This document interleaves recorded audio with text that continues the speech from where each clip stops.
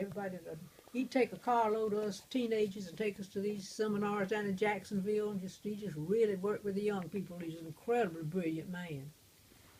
I forgot what I was going to tell you. About Dr. Studor. Yeah, I was going to tell you something about him, but I forgot what.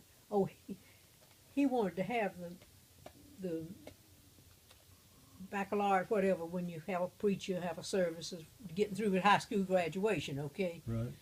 Well, they wouldn't give it to him. He said, well, I'll just tell you, I'll have my own baccalaureate service, which he did. He had every one of us, wasn't but 11 of us in the class that I graduated with. He had us all down the Arches for a nice steak dinner and so forth, and that's just the way he was. He was an incredibly great Where'd man. they have the regular baccalaureate? We had it at the high school. Oh. So, at the theater, the picture show. Okay, and he It's had a a separate theater. one. So he just had a separate one at the church for all of us that wanted to participate. And what about the Bible? Well, he gave, I think this is, he gave us this Bible, I think for graduation. So that'd be The ones of us that 1940, was in the church. 1946. Yeah, this goes back that far. This was presented by the Executive Committee of the Georgia Baptist Convention, Dr. James W. Merritt, Executive Secretary. He was big time in Baptist way back, March 28, 1950. The reason for that was we only had one, and I wrote over here, since we had only one graduation a year. Mine came on March 28th. They just have one. We had a class that started in March, one in June, and one in September. But they just have one graduation. You'd go through graduation, but you still had to stay till you worked out all your days. So that was the reason. Mine came on March 28th. However, I actually was given diploma and pen August 28, 1950, the day I officially completed my 3 years of nurses training. Jean Spear King, and signed by James W. Merritt, head of the Georgia Baptist Convention. And he dated it March 28, 1950, but September the 13th would have been my last day, but I got out right about the last of August, I think, as long as I had X number of days in that 1 year. And so I got through. So did you go right to work where? Well, I had a job at Jessup.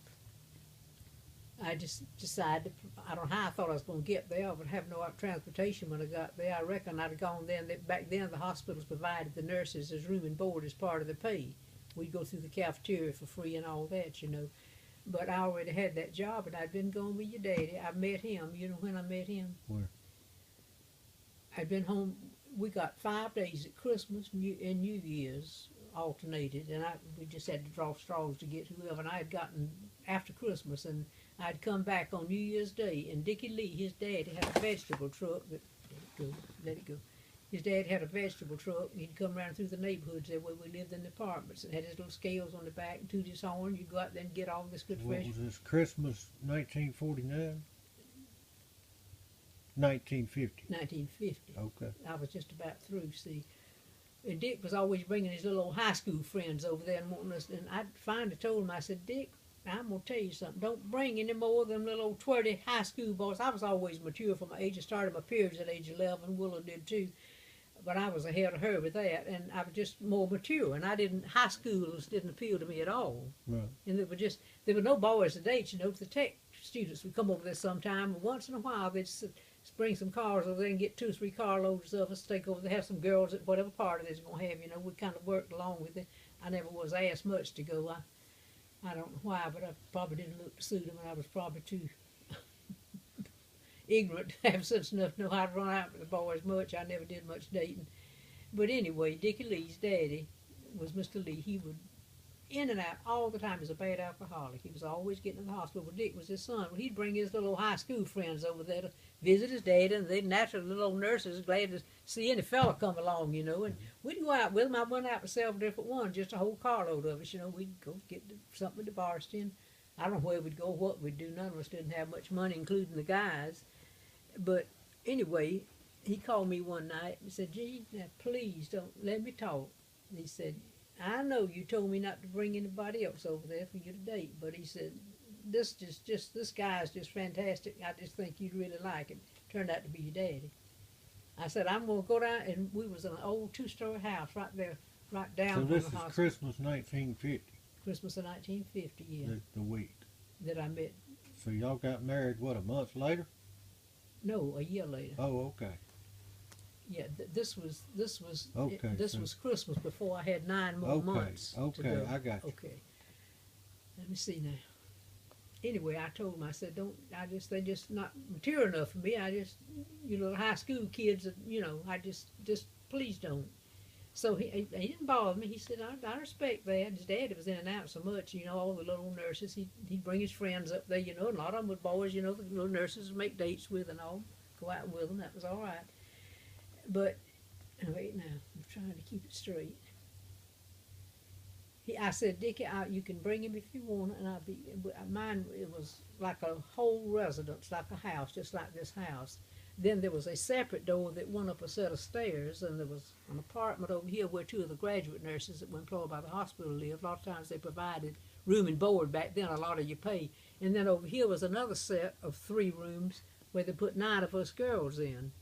I was in the middle room with 2 double-deck bumper beds, and had 4 girls in that one room, 3 in front room and 2 in the back room, and 1 bathroom.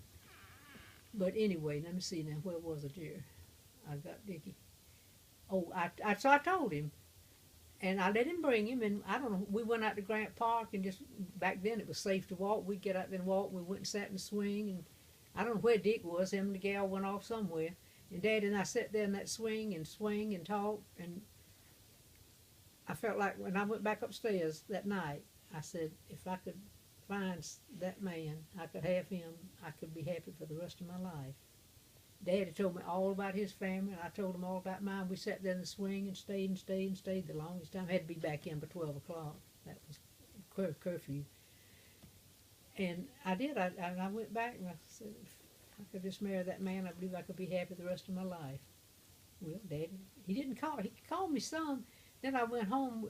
I don't know why he quit calling me. I don't know what happened, but I just didn't hear from him, and it broke my heart. And one night he called, phone rang, said, I think you still could go out with me, Thought it's something. I don't know how he got around to doing it, but I started going back out with him again. Then he was going home for July 4th and wanted to take me with him, which I had to get permission.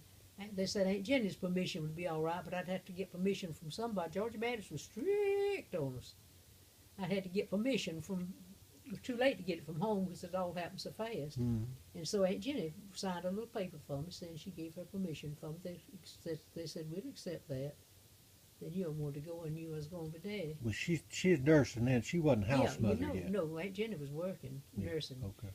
She lived in, there was a house, they had the whole downstairs, I think, or just an apartment. It was one of these old houses on East Avenue, probably about a block down from Boulevard where the hospital was. Yeah, Aunt Jenny was still working then. She came down there and got me and hand carried me back, so to speak. I spent the night with her, and then she walked me down to Georgia Baptist and said, okay, you're on your own now. That was from then on. Right.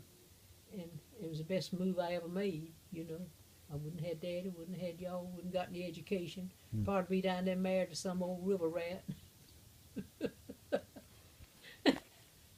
On